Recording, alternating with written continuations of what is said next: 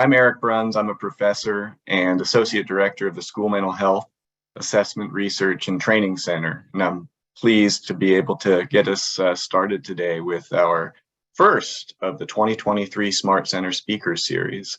So again, please introduce yourself in the chat box. Make sure the drop down says to panelists and attendees so everyone can see. So again, welcome to the University of Washington Smart Center's 2023 Virtual Speaker Series. Before we proceed to today's event, the University of Washington Smart Center would like to acknowledge that we live, learn, and work on the ancestral lands of the Coast Salish people who walked here before us and those who still walk here. We are grateful to strive to respectfully live and work on these lands with the Coast Salish and Native people who call this home. And we encourage you to learn about the ancestral lands that you are joining us from as well. All right, so a little bit about our speakers series. We're so thrilled that we have nearly 100 folks with us today and counting. We've been doing the Smart Center Speaker Series since 2020. Our first two were in person on the campus at the University of Washington here in Seattle. And as we know, then starting in March 2020, subsequent talks were out of necessity virtual. We appreciate from our event surveys and other data that we have collected over the last few years that we can reach a broader and more diverse audience by keeping these events virtual. And so we will continue this tradition in 2023. This is our first event of 2023. And this is a year in which we are focusing on equity-centered, multi-tiered system of supports and school mental health. And so we hope that you will join us in April as well, when we will welcome Tanara Blount and Tiana Bilal, and in May when we will welcome Dr. Ed.D. Fergus, all of whom will be focused on the topic of equity in school mental health. And if you miss any of these, you can watch the recordings on our website, and the links will be shared in the chat box for those of you who would like to bookmark that. One other thing to acknowledge is our speaker series is made possible by a grant from the U.S. Department of Education's Institute of Education Sciences and is also sponsored by the School Mental Health Supplement of the Northwest Mental Health Technology Transfer Center, which we host here at the Smart Center. A little bit about the University of Washington School Mental Health Assessment Research and Training Center. We strive to be a national leader in promoting and actually making happen in schools effective strategies to promote student and staff well-being. We do this through research and evaluation, provision of training and technical assistance to schools and districts and entire states. Community partnership and outreach is something that undergirds all the work that we do. If you go to the next slide, you'll see a little cool little virtual, or I guess this has been a photoshopped effort to put a photo of our team recently gathering in person. This is probably only about half of the whole Smart Center. We have folks all over the country we work with at this point, sitting again, Photoshop fashion in front of in the quad at the University of Washington. But our group's overarching mission is to promote high quality, culturally responsive programming to meet the full range of social, emotional, and behavioral needs of all students.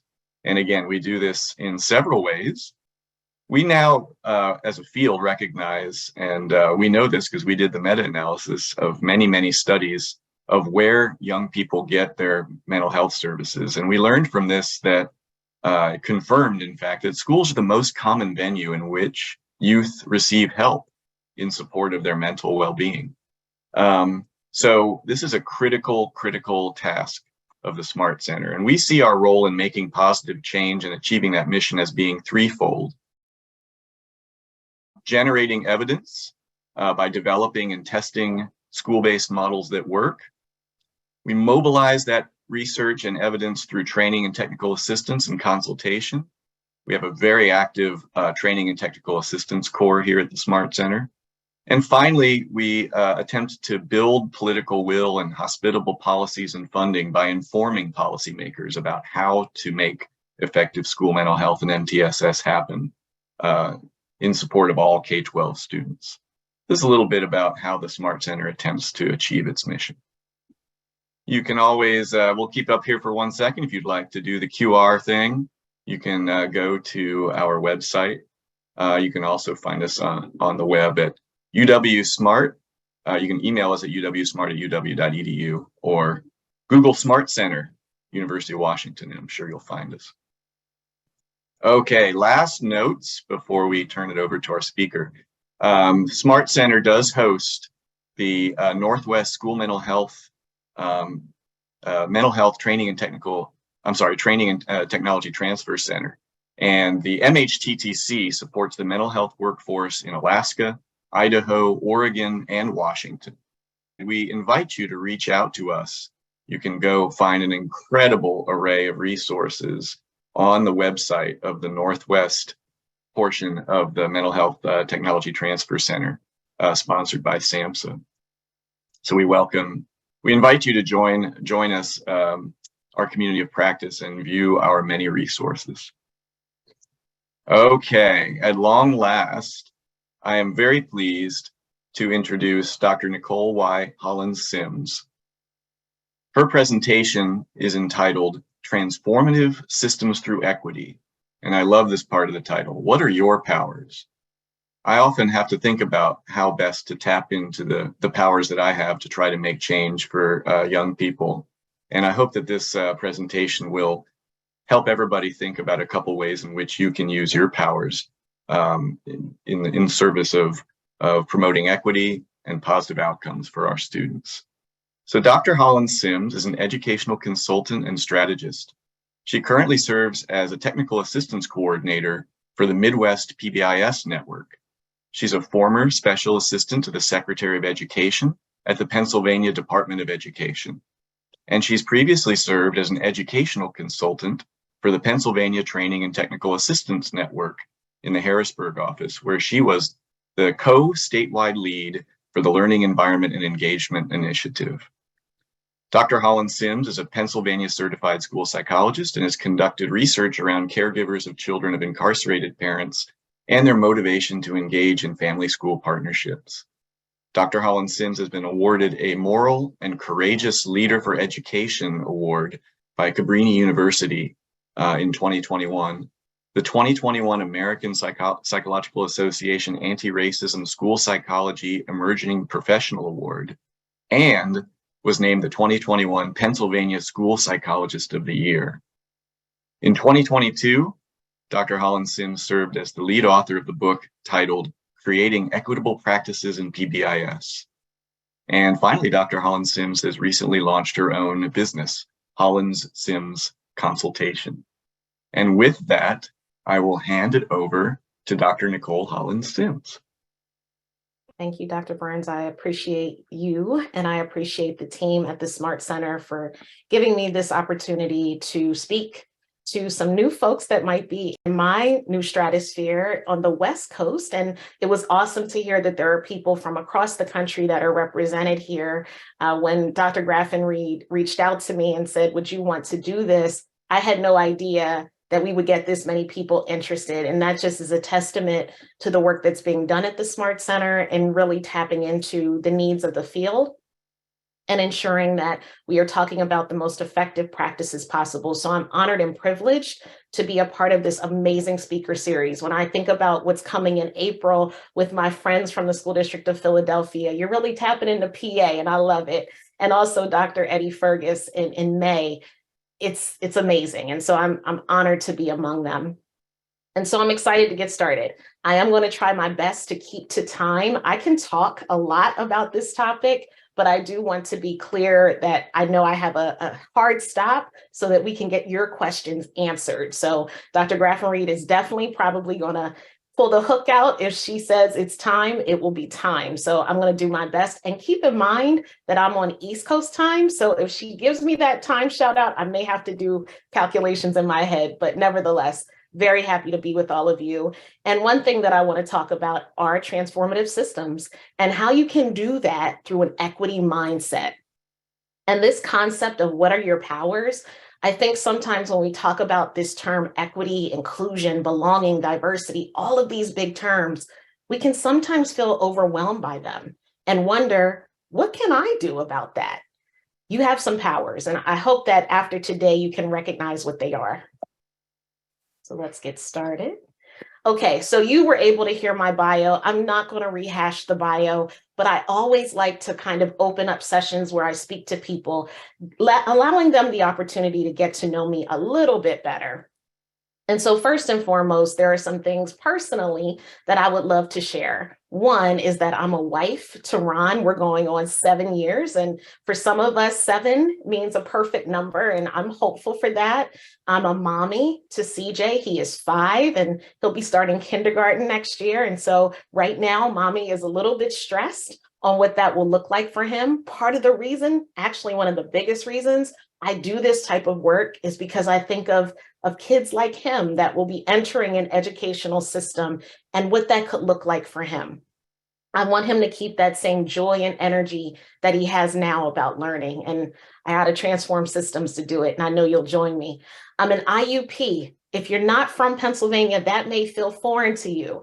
Indiana University of Pennsylvania is where I earned my doctorate degree. And I also went to Millersville University to get my specialist degree for school psychology, as well as my undergrad time. So both of those state schools have been near and dear to my heart. I'm a former cheerleader. If you can't tell, I'm trying not to get too overly excited, but I always enjoy getting to be around people and talking to them about good work.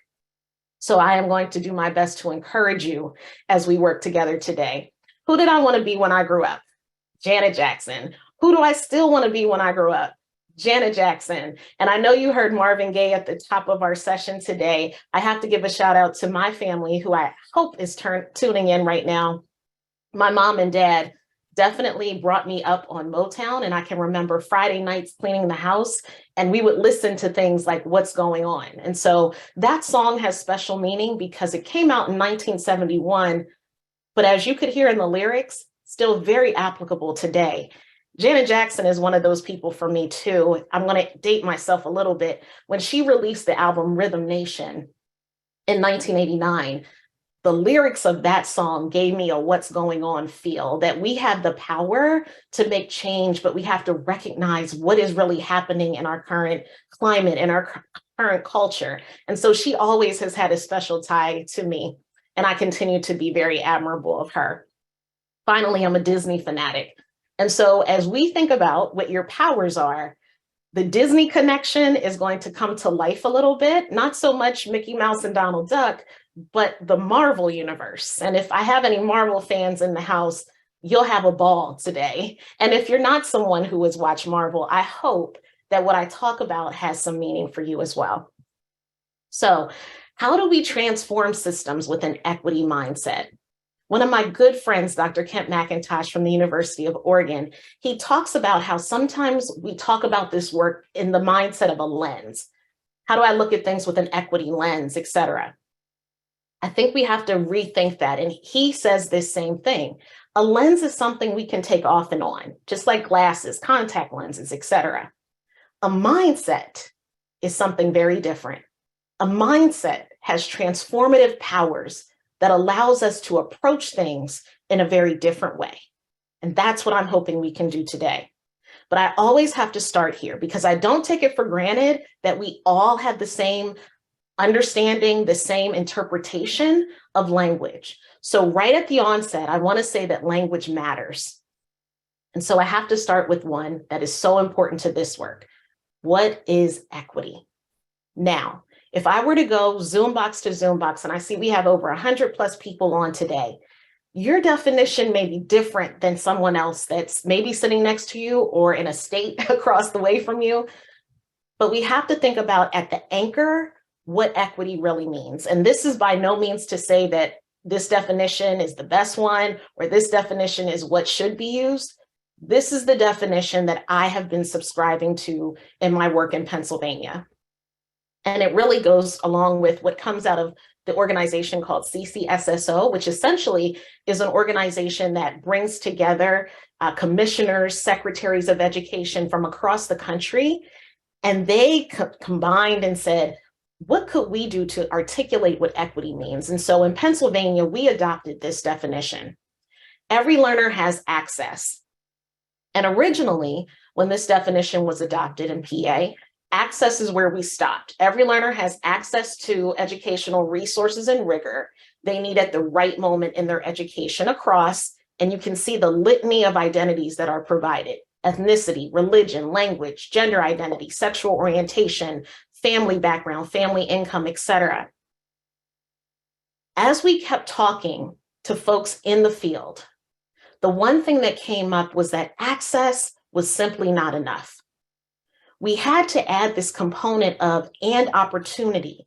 Every learner has access and opportunity to those educational resources and rigor they need at that right moment. Why did we add that? I'm glad you asked. So when we think about opportunity, I want us to go back into our time travel gear, and let's go back to 2020, March 2020.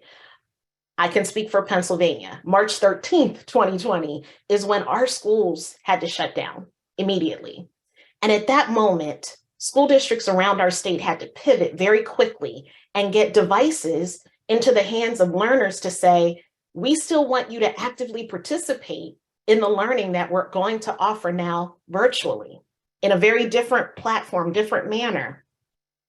And even with us giving out those devices, whether it was a Chromebook or an iPad or what have you, we gave access, but we still had a number of students who were sitting in the school parking lot to get Wi-Fi, sitting in the McDonald's parking lot to get Wi-Fi. So even though access was available, opportunity to participate was not. And so that's how we have to think about equitable practices being not only accessible, but offering opportunity for people to leverage the access they're being given. It also lends itself, when we think of that right moment is how we can articulate multi-tiered systems of support. How do we know what the right moment is if we aren't looking at the data through a very equitable mindset to say, who needs what when? And that's where the tiered support system affords us that opportunity as well. So as we unpack that definition, that's why language is so important. There are a lot of people and places where you can't say the word equity. I want to try to dismantle some of maybe the misunderstanding or misperception that might be out there about this term.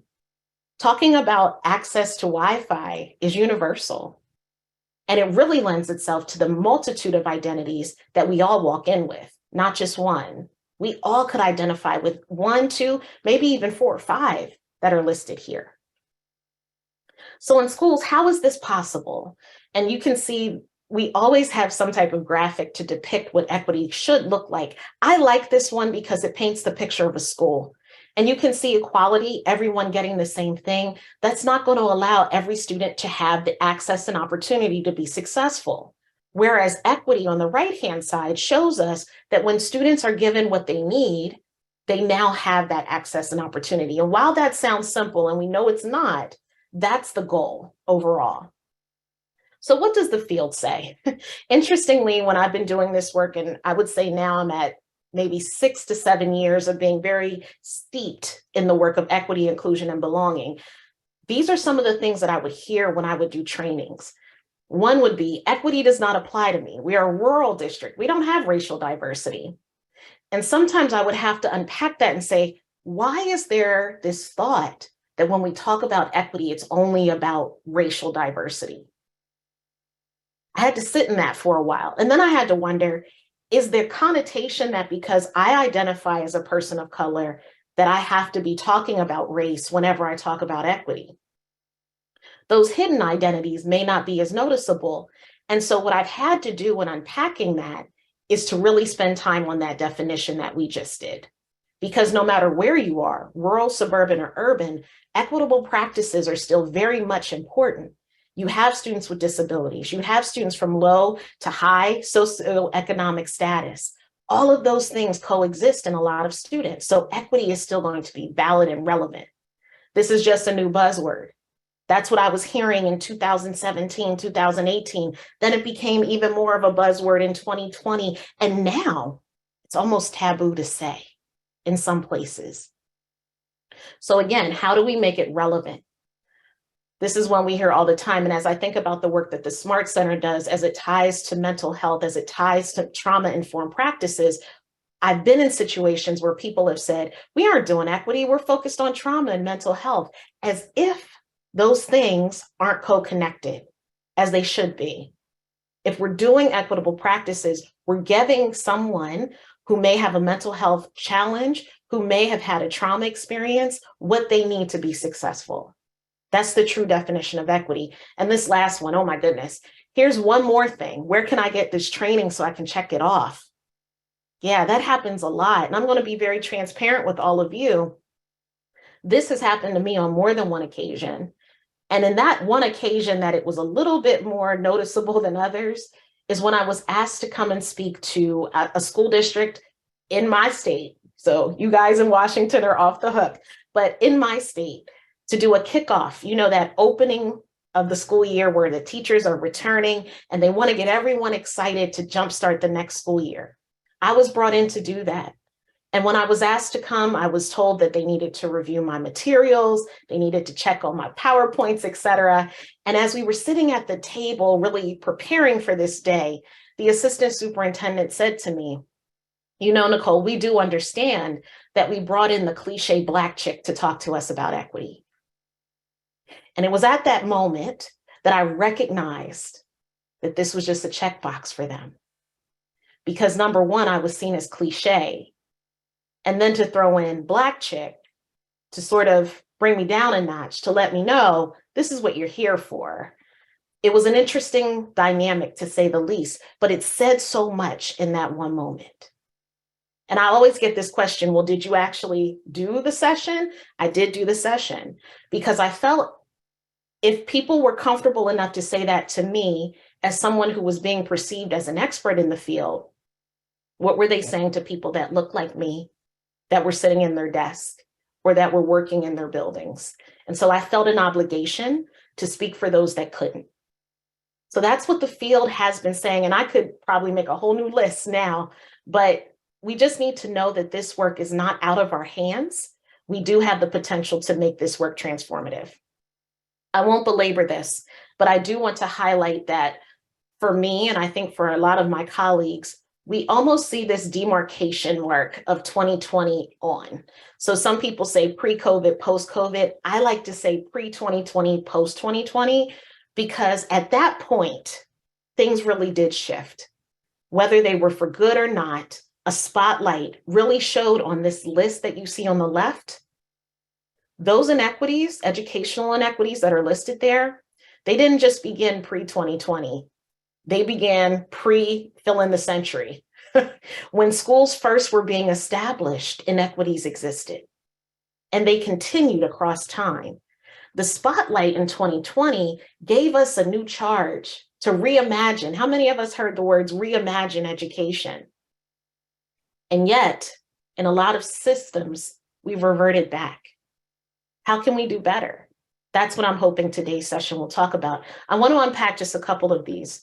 So societal inequities are the things that, again, society is shaping in how we view certain people and what we think certain people have the capability to do. So when we think of deficit mindsets, societal inequity can be a part of that.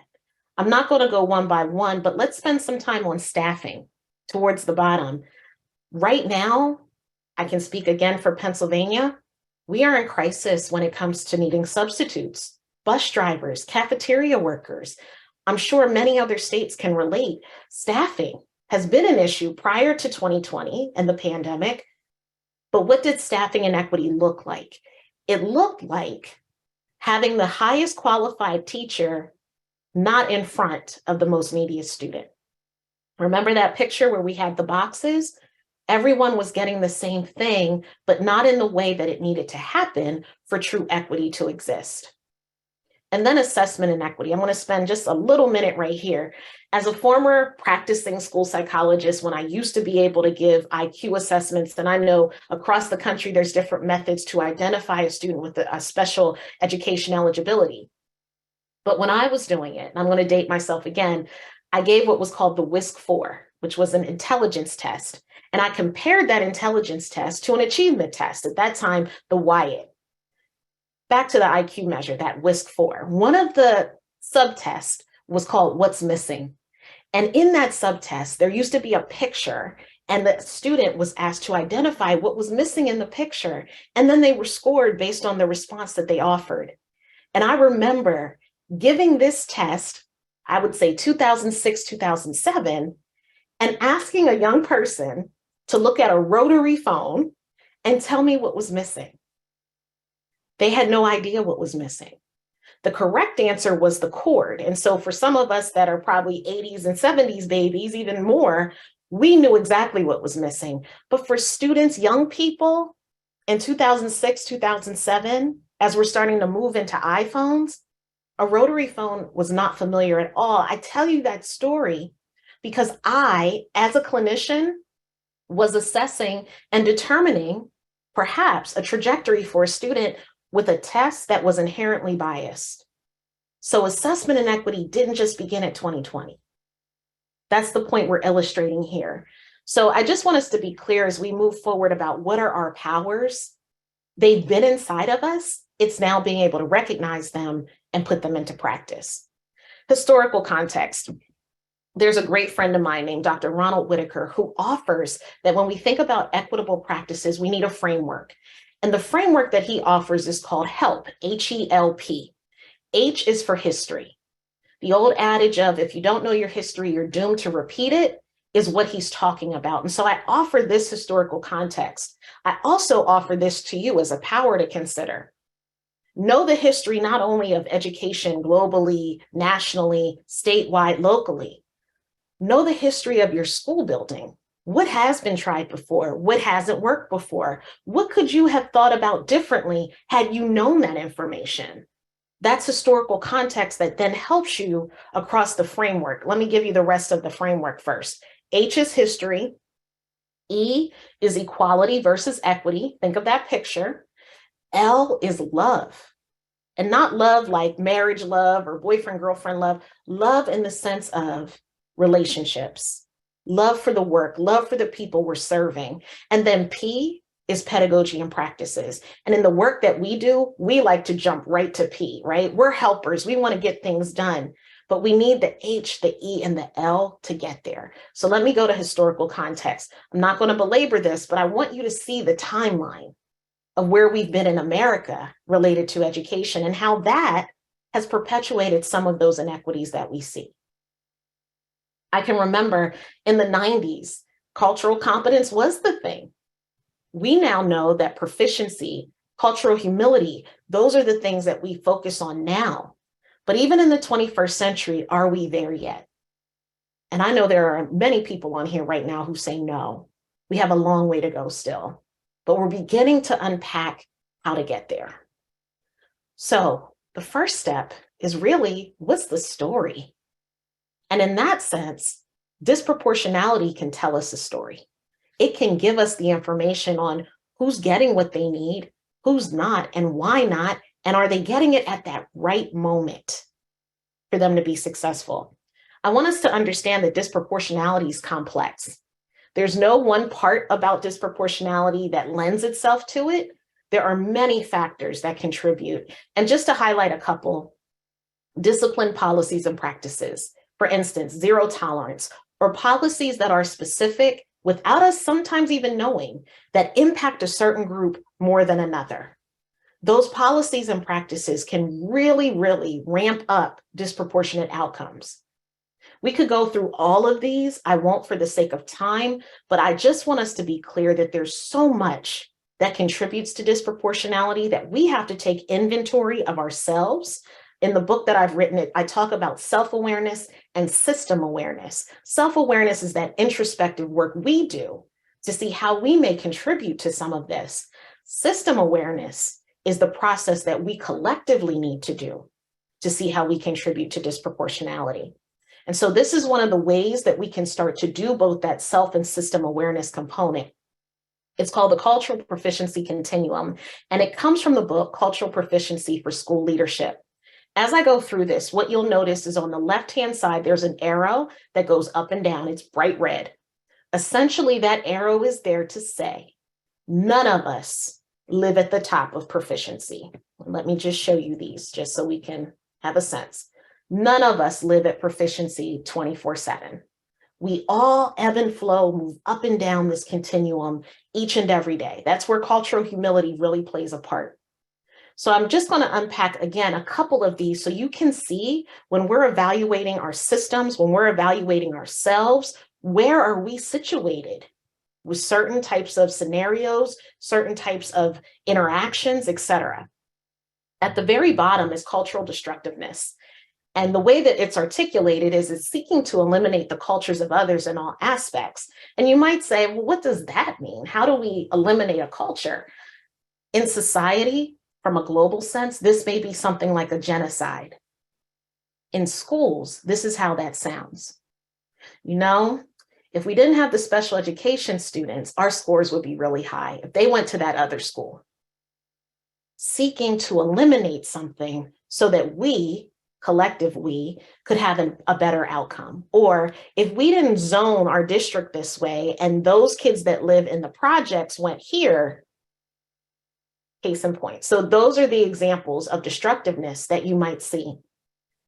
Incapacity is trivializing or stereotyping other cultures, making comments off the cuff. These might be microaggressions, etc., that really may not really intend to hurt people, but the impact is still very much present and creates an atmosphere that's toxic and not really creating spaces of belonging for the people that are being served. I was recently informed, and so I'm also on this journey of up and down. And so I want to be very cognizant of it, including this process with you. Cultural blindness or color blindness is something that is referenced a lot. And I've had a colleague share that when we say blindness, that is very detrimental to people who are visually impaired. And so we were asked to think about shifting language to be cultural or color evasive instead. So my stuff, now that I know better, I'm going to do better, will now reflect cultural evasiveness. And in that sense, it's not noticing or acknowledging the culture of others and ignoring discrepant experiences. These are what we would call micro invalidations. There's also a reason why this sits in the middle, because oftentimes when people say, I don't see color, I don't see you for your disability, I don't see you for your gender, etc., a lot of times that intention is good. The goal is, I see you for who you are. I love you for who you are. It doesn't matter to me, all of those things. The issue with that is the impact part again. Because if I identify as one of those identities and you say you don't see it or you don't recognize it, then you've just pulled a piece of me away. So you don't fully embrace the full me if you can't see those things or understand those things. Important as we do self and system awareness. Let's move on. Cultural pre-competence, increasing awareness. So we're either moving in a constructive direction or we're faltering and stopping. I will honestly say, after 2020, maybe months into, I would say, the summer of 2020, when everybody started saying, let's do equity work in school districts, at least in my state, this is what I saw the most of. A want to do something different, a want to get something started, but not really knowing the directions to take. And if it didn't go well right away, they stopped. If enough people raised a stink about it, they stopped. Or some built their coalitions of the willing and moved forward. So pre-competence is what I was seeing a lot of. The same thing is when we celebrate Black History Month, Women's History Month, etc. They're all good things, but they're just not enough to get us to proficiency, right? Cultural competence, aligning our personal values to be inclusive of cultures that are new or different. We have healthy interactions. I would again say, I would shift this language from competence to humility, meaning I'm constantly in a learning space. I always want to know more because I don't know it all. And then cultural proficiency is the ultimate goal. If we talk about evaluation of staff members, we use the Danielson framework where I'm from, we would say that no one lives in distinguished. And the same applies here. No one lives in proficiency. It's the goal, it's where we want to get to, but we have to go through this continuum on a consistent basis. Now, I might be proficient in knowing what it means to be a woman, or knowing what it means to be a Black woman, but I can't speak for every Black woman, right? I'm proficient in my experience and the experiences of those like me. I have a lot to learn about different people, and that's the importance of this continuum. So I wanted to unpack that as we engage in self and system awareness. I'm going to keep moving because I want to get us to the powers piece. So once we have, and I have to laugh because we often, as educators, we think in shapes. And so with multi-tiered systems of support, I think of a triangle right away, or I think in circles in PBIS language. With belonging, people say, well, what is this belonging word that I keep hearing about? Imagine a triangle again. At the bottom base of that triangle, where all of your universal practices typically live, that's where equitable practices should be. The practices that allow for those boxes to be in different shapes and sizes and heights so that people are getting what they need. That should be foundational. In the middle of the triangle, the authors of the book, Belonging Through a Culture of Dignity, would say the next piece should be inclusion. Not the traditional inclusion that we hear when we talk about special education law, but inclusion in the sense of an inclusive community where inherent dignity is honored and worth is honored, human to human. I may not agree with everything you say. I may not be from the same place as you, but I can agree that we can have civil dialogue. Equitable practices to set the foundation, moving up to inclusion. And then at the very tippy top, the goal again is belonging. That space where I can show up authentically as me. And so they offer this definition: experiencing appreciation, validation, acceptance, and fair treatment within an environment. Think of the last time you felt appreciated. Think of the last time you felt validated. Think of the last time you felt accepted and treated fairly. That's true belonging. And they offer this kind of part B to this definition that I always connect to. And I hope that as I read it, you also can think about this for yourself or for the learners that you serve. When people feel like they belong, they aren't distracted and worried about being treated as a stereotype or a singular part of their multidimensional personhood. That's heavy. And I sit in it every time I read it, because I can think of different instances where I was distracted and worried about, am I talking too loud? Am I coming off too aggressive? All the things that may be tied stereotypically to someone like me have consumed me at times. And then at the same time, I may have tried to shed a part of me, that multidimensional personhood, those multiple identities we carry, in order to fit in, so that I can be validated, I can be accepted. The goal of belonging is so that's not happening. That's not easy to achieve for every person, but it is the goal of transforming systems, is to get to that space of belonging. How can we do it? Our friends at Wisconsin RTI Center offered this graphic to remember. I told you we think in triangles and circles. So here we are. Here's a circle that really speaks to this. We have to have the will, the feel, and the skill. With MTSS, we often go from will to skill, the want to do something different, to build out our infrastructure of system, and the skill to do it, the application part. What we sometimes miss is the blue, which is gaining cultural knowledge about where we take our will, how we encourage and infuse the understanding and learning of cultural humility, and apply it in the skill that we do. So in the will part, we're becoming self-aware. We're doing that continuum work. We're examining our system, that self-awareness and system awareness.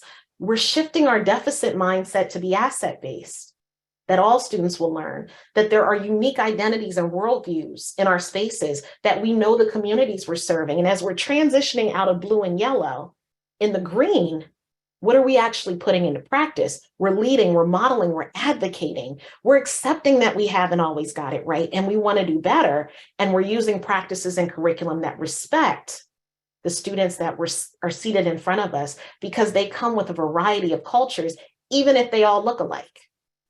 So let's keep that in mind. Remember that statement that I hear all the time, we don't have racial diversity. Why do we have to talk about this? Because there are cultures that exist among all of us in that multidimensional personhood. So as we keep moving, what is MTSS? I'm not going to spend a ton of time here, but I do want us to unpack and be clear on the language of what MTSS means and how we can apply equitable practices to it. It's that right moment, remember? So this definition I offer, again, not the end-all be-all definition. There are multitudes of definitions out there, but this gets at, to me, a very clear-cut understanding. Bottom line, multi-tiered system of support is proactive and preventative, and it's a framework. It's not a curriculum. It's not a strategy. It is a framework. The practices exist in the context of the framework. And the focus is on data, instruction. Instruction can be academic, social, emotional, and behavioral to maximize student achievement and to support those domains, social, emotional, behavioral, academic, from a strengths-based perspective. That's the goal. So as we tie that definition with the definition of equity, they nicely align. But where do we need equity? I often hear teams talk about equitable practices at tier 2, at tier 3. And I go, wait a minute, we're missing something here, because it needs to happen universally at tier 1.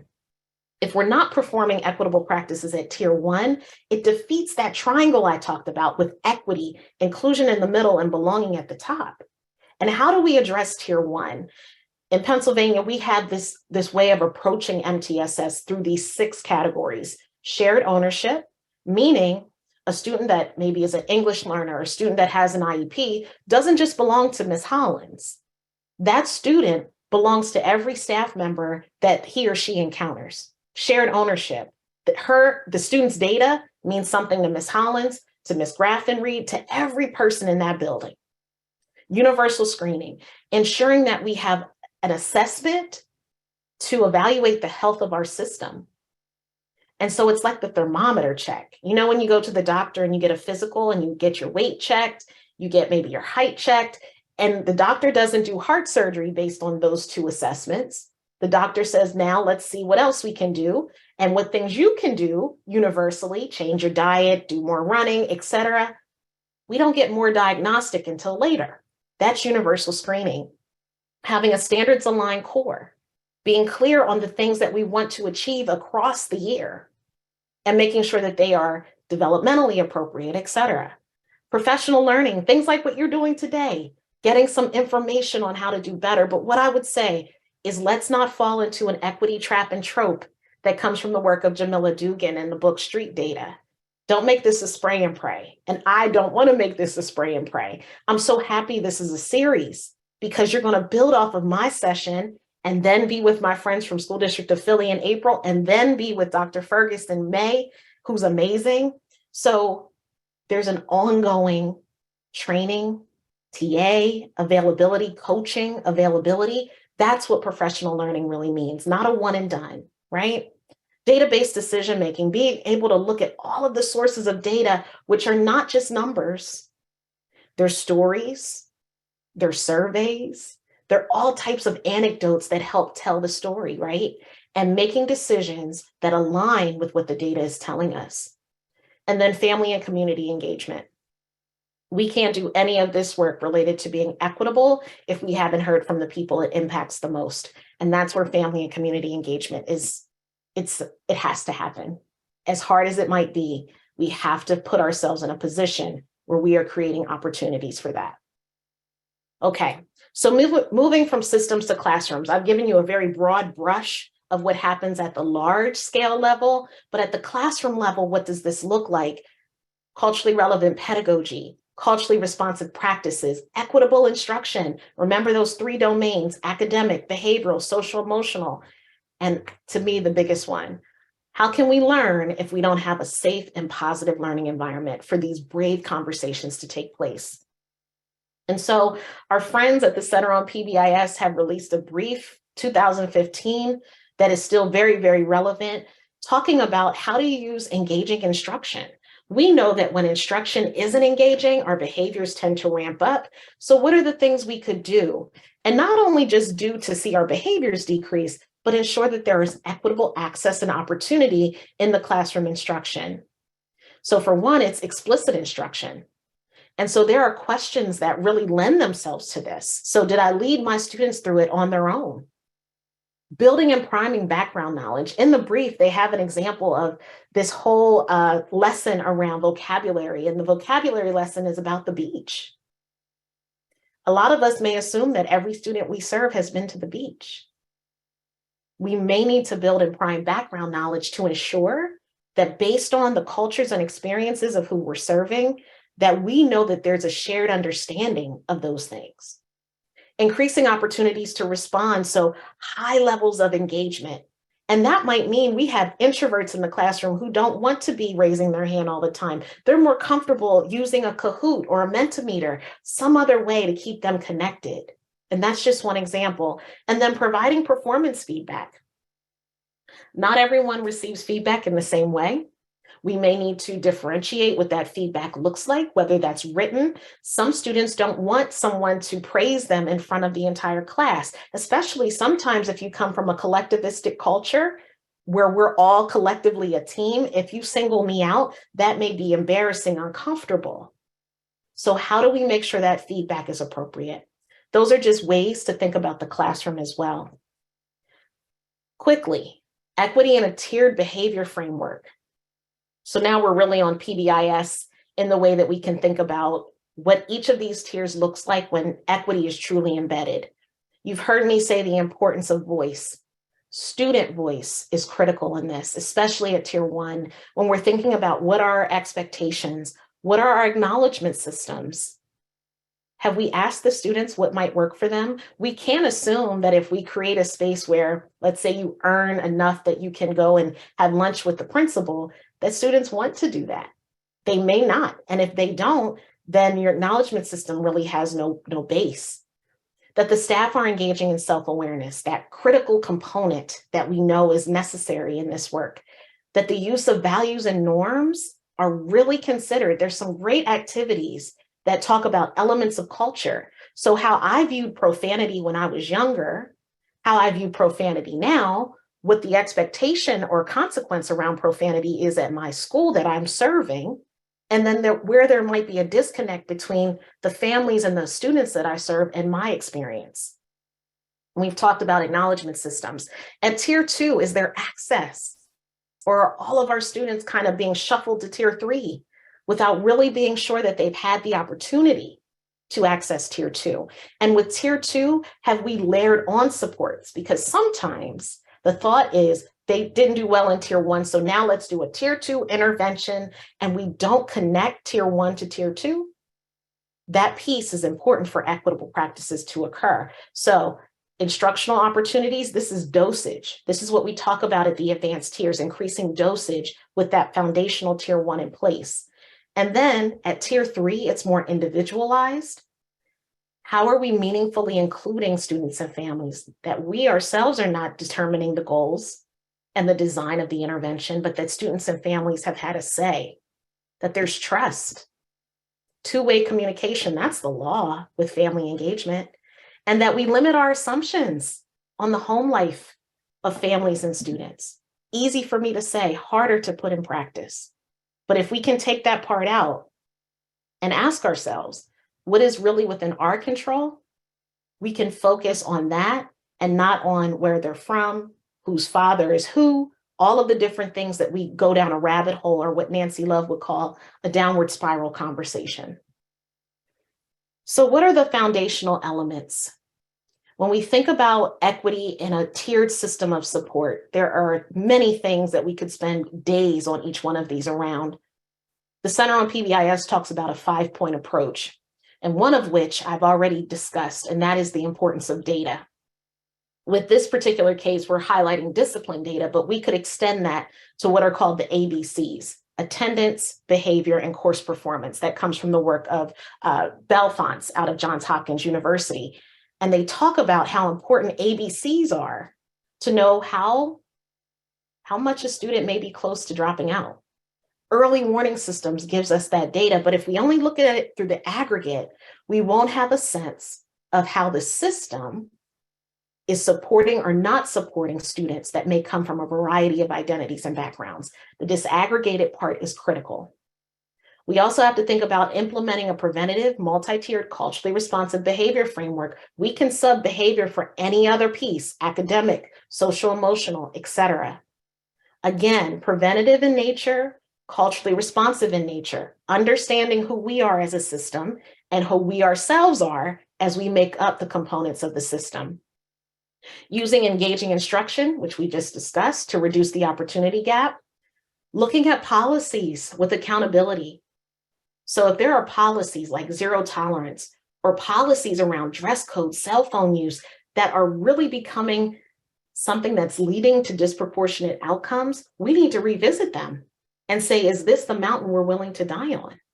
Or could these policies be reviewed in a way that they're more responsive?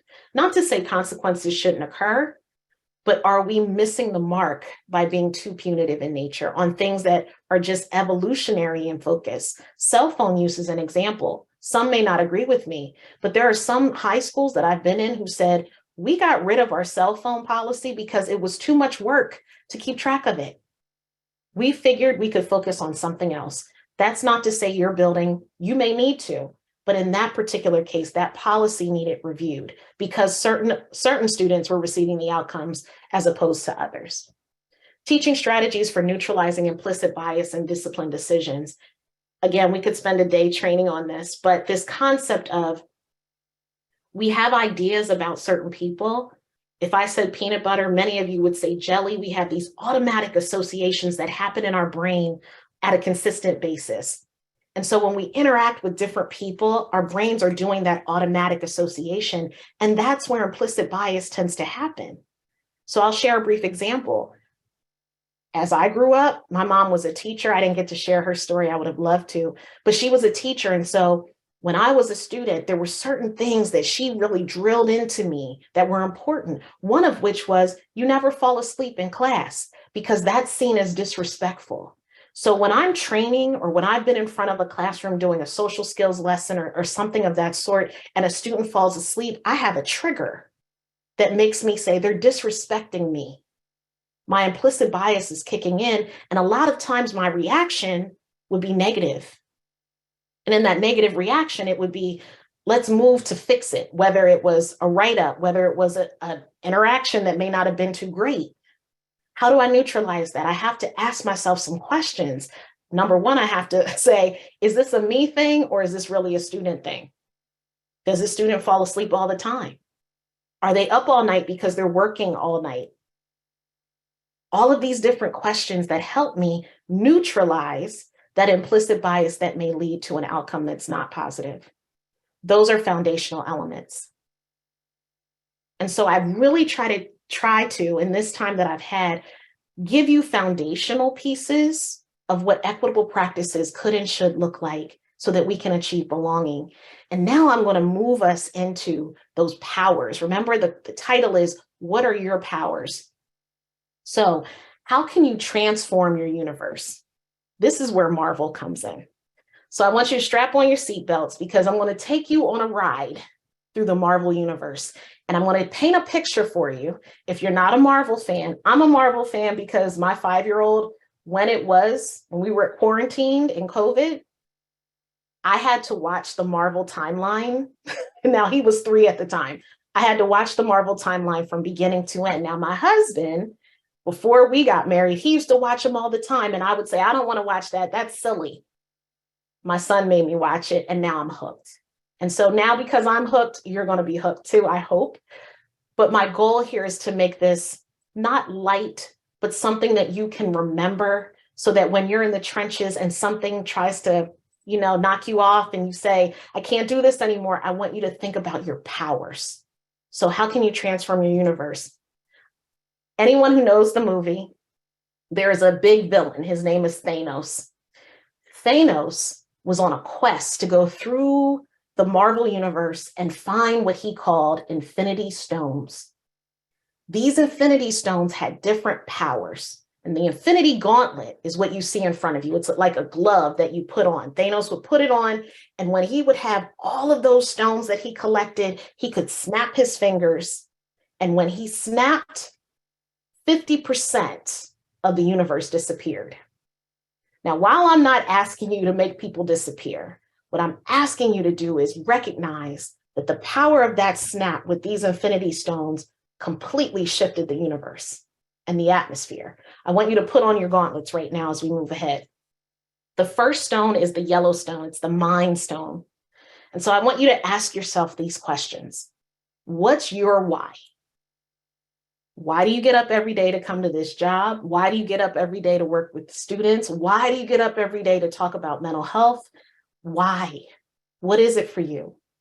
And as you think about your personal why, what is our collective why? Have we sat down and really unpacked our mission, our vision, and our ultimate goals? And if we haven't, why not? Because that's always what we can anchor ourselves back to. When there is opposition, and I've said this to school districts who have faced opposition on the work they're trying to do, what does your mission and vision say? And can you tie everything you're doing back to it? Because if you can, it's really hard to say that this work doesn't have purpose for every learner in your building. So what is your why? Using that mind stone, what will keep you anchored when the going gets tough?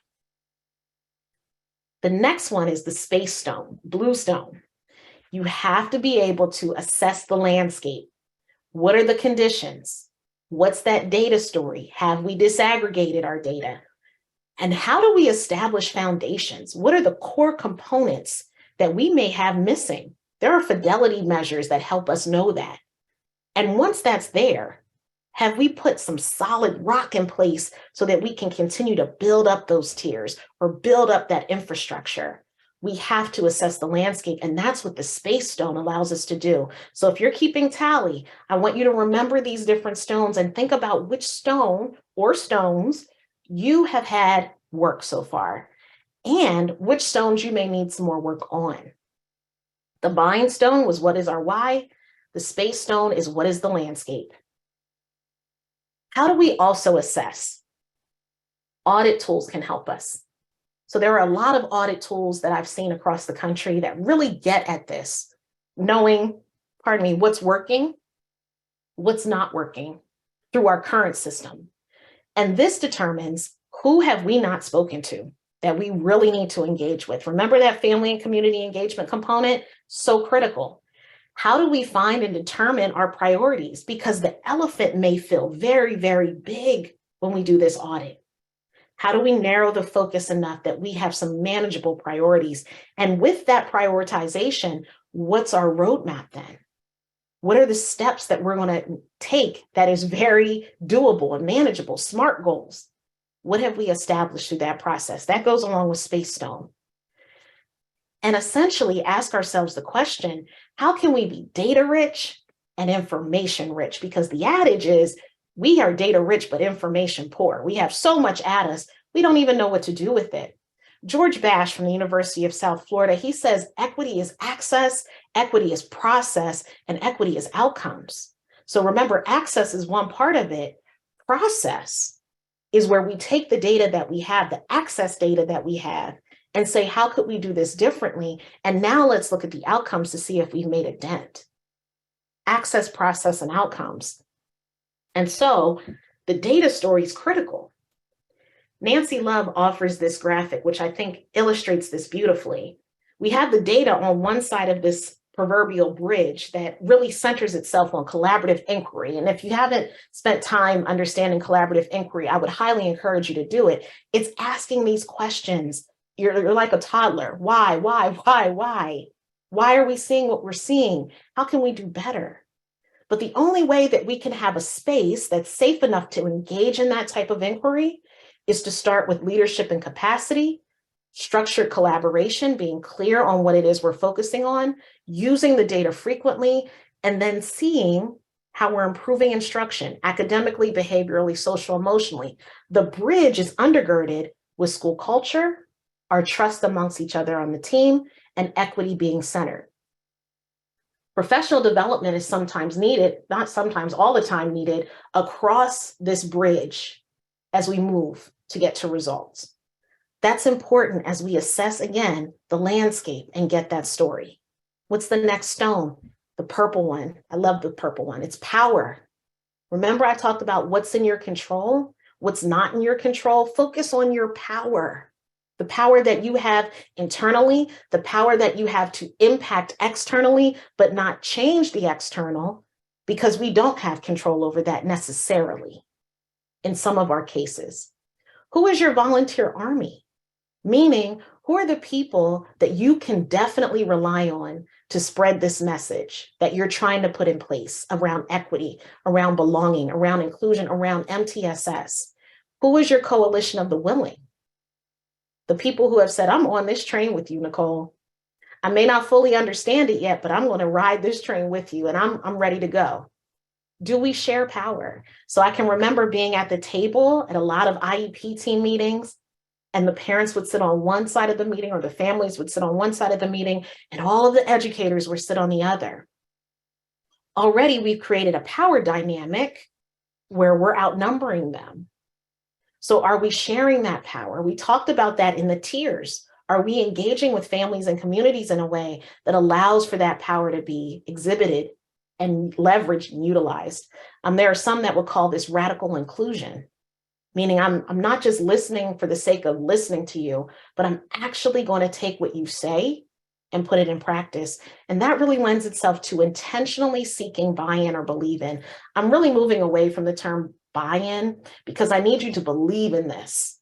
I need you to believe that it's important, that it's going to make change. And I've had a colleague who said, it's not just buy-in, it's collective commitment, because you can opt out of buying in, right? So power is important. And that purple stone is going to do it. So one of the things that's important is this guiding coalition. Because you may say, when you talk about volunteer army and coalition of the willing, what do you mean? It really comes from 8 Steps for Leading Change from Kotter. And he talks about this coalition of people that are born of its own ranks, that guide, coordinate, and communicate its activities. So these are the people that can go out and speak the language you're speaking and make it clear that we're all on the same page. This may be families.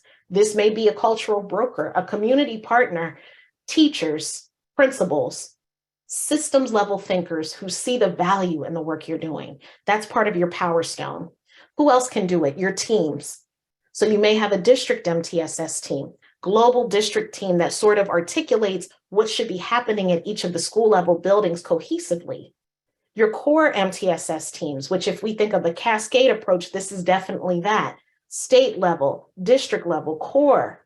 Then at the grade level teams, what does that look like? 5th grade, when you're looking at your data, how does that feedback loop get back to the core team? Similarly, what does that loop look like going back to the district team? And then the advanced tiers team. And you may call it a bunch of different things from state to state, from district to district, et cetera, region to region. But essentially, these teams become that guiding coalition, that volunteer army. Families can also do this. And so when we look at, again, a triangle, what does this look like with family school partnerships? So at Tier 1 universally, families become co-supporters, co-communicators. The people who are just like, yep, I'm at this meeting. I want to know more about what you're doing for everyone in the space. I support the efforts at home, et cetera. Tier 2, where we get a little bit more nuance, now families might become co-learners. If you're doing a modified check-in, check-out, or an instructional group on social, emotional, behavioral wellness, how can I, as a mom, learn what my child is doing in that intervention and also do it too at home? Same thing, Tier 3. Individualized. Now, as a family member, I'm a co-teacher because I'm now telling the school what does work at home, if it's not already happened before. But now I'm really in a position to say, these are the things that we do at home. They work. help me so we can collaborate. And then at that point in tier 3, where we're making decisions about next steps, I, as a mom, am now very much active in that decision-making. That's the goal of building that volunteer army as well. There's no one outside of the army. It's how do we pull people in, right? And so when we think about the definition of family school partnerships, it's really focused on cooperation, coordination, and collaboration. Families and professionals doing those 3 C's. In addition, we have 4 A's.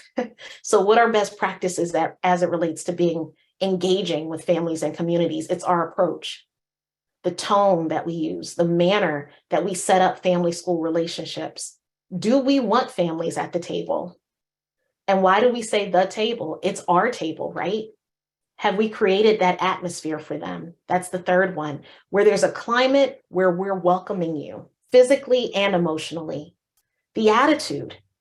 If we have any underlying feelings or emotions about families that are coming in, or if families have those same feelings about us, some people who have been students in some schools never want to return to those buildings when they have children in their same schools. Why? When we think about atmosphere too, let's think about the first people we meet when we come to a school. It might be the school secretary, it might be a school security guard, it might be the principal. And if when I walk in, the comment is, what do you want now? Or give me a minute, it's crazy in here. Am I welcomed? Those are all things that influence the actions. The actions are the strategies and practices on how we bring people together. If those 4 A's are not cohesive and connected, we're not going to get the family and community engagement we need to drive equitable practices. Pardon me. The next stone is time, right? We all know we need this time stone the most. It feels like there's just never enough time for us to do any of this. So we have to be clear. What are manageable action steps that we can realistically achieve? On the flip, though, what is our sense of urgency? It feels like, it's hard to balance the two because they're both important. What can we realistically do, but what's also urgent and at the top of mind? The time stone is going to help us make those decisions. The space stone helps us make those decisions. The power stone and the mind stone help us make those decisions. All important in this timepiece. So Dr. Fergus is probably going to talk about this because I was able to get this from the book that he wrote about disproportionality. Amazing, amazing work to give you a map of what this could look like when you think of time. Identify your starting place. He posits, has there been a root cause analysis in the last 2 to 3 years? Meaning, have you taken a deep dive as to why you're seeing what you're seeing? And in that root cause process, did you look at both qualitative and quantitative data? Have you monitored this work? Because one thing to keep in mind, work around equity, inclusion, belonging, all of it, MTSS, systems change in general. Ideally, it takes 3 to 5 years. If there's turnover of administrators, 7 to 10. So being in it for the long haul, that time stone is critical. And then progress monitoring tools. Are we doing what we said we would do? Are we making the progress that we are hoping to make? And I've included a calendar from our friends at the Wisconsin RTI Center that helps us to know how to evaluate that progress over time, every month, ideally. So that's the building of the plan on how to leverage that time stone in a way that's not overwhelming. Now, the reality stone. That all sounded good, Dr. Hollins-Sims. Sounds easy, but in reality, we got this going on, that going on. How do you expect us to do all this, right? Well, first we have to acknowledge our reality. And the first question I ask is, what are your roadblocks? What are the things that you can name that will get in your way? And it could be a noun, people, place, or thing, right? What are your roadblocks? And with that naming of them, as you chart them out, what needs adjusted as a result of them? Because I've had colleagues share with me, if you can predict it, you can prevent it. So if you can predict what those roadblocks will be, How do you prevent or adjust as needed? And as a result of that, we need to consistently circle back to the question of how are the youth and staff doing? There's an old Maasai saying, whenever they greet each other, this is an African tribe, they say, how are the children? Because if the children are well, then everyone else is well. This same question could apply. How are the youth and staff doing? Are they doing okay? And if not, what needs adjusted? And are the roadblocks really roadblocks that are insurmountable, or are they things that we have some power over? Remember that purple stone. The last stone is my favorite. Color-wise, purple and green are my favorite. But as far as what the stone represents, this one is mine, the soul stone. I would love for every one of us to be considered the soul of their team. I was honored when someone told me that when I was a teammate. You are the soul of our team. You are the heart of our team. I want you all to be that too. So the soul stone asks the questions, are we seeing the outcomes we value? Not just the outcomes we want, but the ones that we know are important for outcomes to be long lasting. Is our atmosphere shifting? Remember, as we snap our fingers, are we seeing the shift happen in our system? Coming back to how are the children? What are the students saying? If we were to go and ask them at random, what's your favorite thing about attending this school? Could they say it and feel that sense of belonging? Or could they say, I don't feel like I belong here? Data to help us know we're not doing something all the way right. How are families and communities responding? They're a part of that collective piece, right? We got to ask them that same question. And at the end of the day, are we fulfilling our mission and vision? Can we come back together and say, yep, we are doing the right thing. People are responding. We are living out, as I say in the work I do, I'm dreaming out loud. We are dreaming out loud and seeing our mission and vision fulfilled. That's the soul stone. And so I want to give you this graphic that I've used in other trainings that I think is helpful as we consider MTSS as a framework that's really data-based decision-making with this concept of engaging families and communities. This comes from the Austin Independent School District in Texas, and it focused on equity-focused decision-making. They call it level 1. And they go through this map, if you will, of 4 steps. And I love the language that they use here because they don't call it the table. They call it the decision-making table. Right there, it shifts the lens, right? The decision-making table implies, as you can see in the graphic under number 1, circular. We're all in the same level of power here, in decision-making power. And so there are some key questions to consider. Are diverse people and perspectives represented with power and agency? Is it safe to disagree? I've been in meetings, you've probably been in meetings where you were quiet because you weren't sure if what you said would set off another conversation or if you would experience something that could be triggering or upsetting. And so you just were quiet. A lot of families feel that way. A lot of educators feel that way. How do we create spaces where it's safe to disagree? Who's been silenced, muted, or ignored? Who haven't we heard from? And why haven't we heard from them? Which cultures and ways of communicating are dominant and valued? If we have people who see the school as the expert, so they're more reserved in letting the decisions come from the school, how do we acknowledge that that might be cultural? And think of alternative ways of engaging them. They may not feel comfortable in a group setting, in a meeting, expressing themselves, but they might feel comfortable if you're at a community center outside of the school, or if there's an opportunity to write in what they think. Being open to flexibility in the decision-making table. What problems are we trying to solve for whom and by when? So identifying the groups who are definitely not being represented, who have been predictably and systemically oppressed by current policies and practices. That's where that policy review comes in. Persistently centralizing those lived experiences, the strengths and the needs of students that come from underserved communities. We have to think about how we center them in these conversations. Number 3 is, does this solution actually work?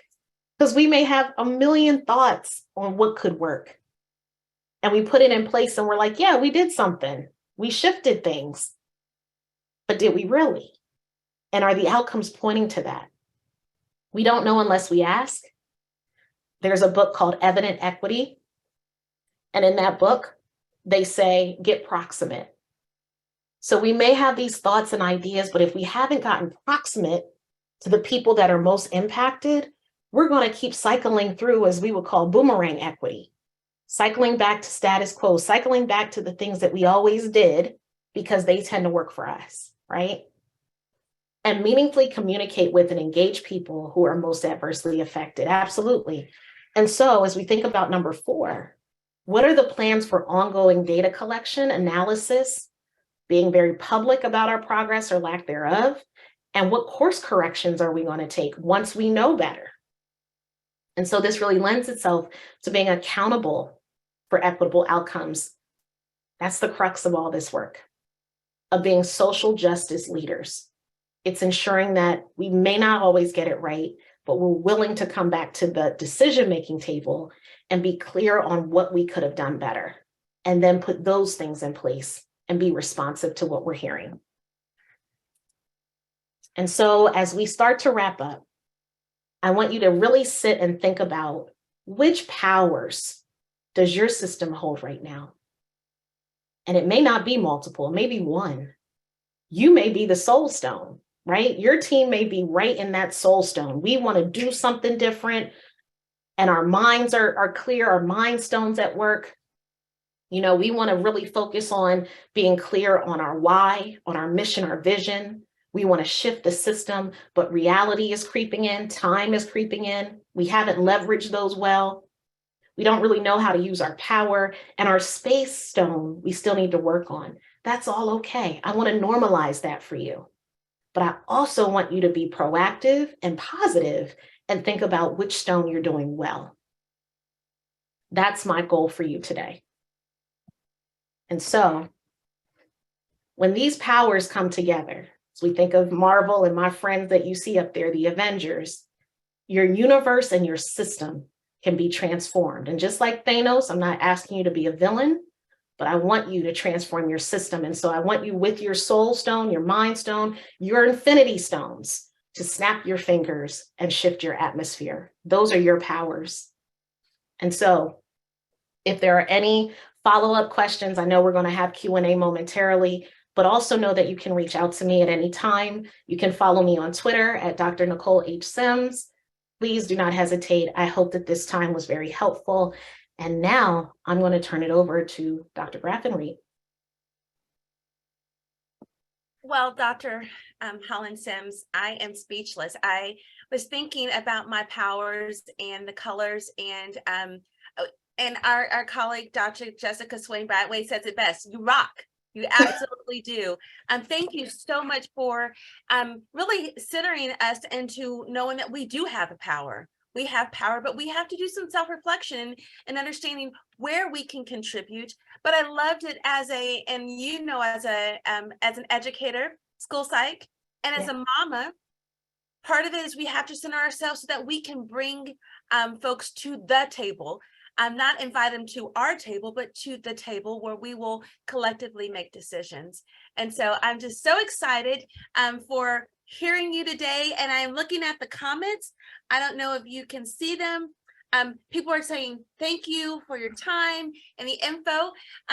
We have a Q&A where you can pose a question into it, and we can have Dr. Nikole Hollins-Sims answer that question. While we're waiting for some questions to come in, I want to let you guys know that Dr. Hollins-Sims will be the keynote presenter at the Association of Positive Behavior Supports Conference, which will be held in Florida. Dr. Hollins-Sims, remind me, because Jacksonville, because my husband is on his way to a conference in Florida, but it's not Jacksonville. And so I have Gainesville, but it's Jacksonville. And so she will be kicking off that conference at the end of March. Yes. It will be our keynote presenter. So you guys got a taste of Dr. Hollins-Sims for my favorite price point, $3.99. $3.99. $3.99, our favorite. Let's see. Oh, yes. And if you are there, if you plan to attend APBS in Florida, please wear green, which is Dr. Hollins-Sims' favorite color. I unfortunately will not be in attendance, which is why you see me wearing my green today, because it is her favorite color. Do we have any questions? Just more thanks. People are just giving you great love, Dr. Nikole. Awesome. Yes, you can use the Q&A feature at the bottom of the screen. One person says, thank you for this. I'm in my studies to be a school counselor, and this is given perspective. Yes, I love it when we can plant seeds and wait for them to take full bloom and impact our students. Awesome. I do want to say, Dr. Bruns mentioned that this is being broadcast throughout the country, and we have participants from around the country. I am in the state of Texas, and I saw one person from the state of Texas, and I want to do a shout out to her because I'm so glad we have Texas represented. And you were right, Dr. Nikole, we have East Coast, West Coast, Alaska time, Central time, and it's so great that we're getting the information out. I got to shout out Jennifer. She's from Pennsylvania. Pennsylvania in the house. Yay. Well, while people are coming with some questions, Dr. Nikole, is there any parting words you want to leave with us? You gave us so much information. Anything you want to leave to participants? I would just say I'm just, again, honored to be in this space with all of you and to have a participant say that they will be joining the educational field soon and that this was helpful. That lets me know that the work is not in vain, and definitely please leverage your powers because we do all have them and it's tough. It's tough out there right now and we're tired, we're exhausted. But if you can, I saw Dr. Brunn say, muster up, just muster up the power. It does make a difference. It absolutely does. And one thing about doing this work is that we may not see the fruit of our labor, but it's so important to, like I said earlier, planting those seeds, keep doing the work and believing that they will fall on fertile ground and will produce a good harvest in the end. So thank you again, Dr. Hollins-Sims, for being with us and kicking off this series. Dr. Graffenreid, there were 2 questions in the Q&A that just popped in. Okay, yes. Great. Paige is asking, Washington is notoriously behind on RTI implementation, and I find districts to be very slow while building staff are eager. At the building level, it feels like starting over every year. How can we spread the ideas for more fidelity from the building up? With love from a fellow school psych. Oh, yay, Paige. Yeah, so interestingly enough, I have experience with this. In the school district that I was a school psych in, at that time, we had a special ed director who said, you know, we want our school psychs to be the internal coaches for some of the buildings. Not all buildings were selected to do a pilot around PBIS. And I can remember in that role, there was a lot of naysaying, like this will never work, this type of district, these type of buildings, this type of thing will never work with our kids. And what I found is that the proof was in the pudding. And if you could show them, meaning you could show a decrease in the data that was showing high discipline, et cetera, you could show a change in the school climate information, that tended to be something that got the district's attention. And in that attention, they wanted to see, what did you do that was so different? And how did you do it, in my case, at a middle school? And so when districts are a little slow to kind of uptake some of this, it's having those actual implementers be the speakers for how this work could actually be done. So that's one idea on how to make it clear that there's utility in the frameworks that we're putting in place. Thank you. Next question. When you were talking about the time stone, you mentioned a resource for monitoring the progress of our equity work. I missed it. Was there a link or a screenshot for that? Thank you. And she says, this has been hugely helpful, and I'm excited to see the ways that this will help our equity team shift our school culture. Awesome. Yes. So interestingly enough, I know Dr. Graffenried is going to highlight who's coming up in the series, but Dr. Fergus is the person who I was able to get those 4 steps from. The progress monitoring calendar that's embedded in the link, which I think everyone's going to get a copy of the PowerPoint. I'm pretty sure that's embedded there. Yeah. Okay. That's embedded there. And that comes from the Wisconsin RTI Center. Great. Thank you. And then last, Larry says, no question, but loved it all. And we'll be stealing the green between the yellow and blue. Thanks, Larry. Perfect. That is so wonderful. Thank you guys for your questions. And anytime you get the opportunity to pick someone's brain, I always encourage you to ask a question, particularly when we have them their undivided attention. So thank you, Dr. Hollins-Sims. And yeah, you're right. We're going to again tell you guys who's coming up in our series. Yes. So in April, we will have folks who are actually doing the work in the district, which I love, because sometimes those of us who work at the universities, we are not always, I hate the term boots on the ground, but we're not. And so if you come in April, you'll get to hear from Tanara Blunt and Tiana Bial, who will talk about doing the work, ensuring equity and cultural responsiveness and urban implementation within the MTSS framework. So again, that's April 17th, same time, same place. And then my good friend, Dr. Eddie Fergus, will wrap up our series on May 22nd. He'll be talking about the climate of educator bias-based beliefs effect on MTSS implementation. So we're so excited that Nikole kicked us off in this series, and excited about those who will add to what she's already offered today. All right. And your feedback is important. We want to invite you to fill out the evaluation, where you can get certificates of attendance, and Washington in-service forms can be accessed after completing the evaluation. So if you are a school psych or someone who needs professional development credit, please fill that out for your benefit and for us to get the feedback. We really appreciate it.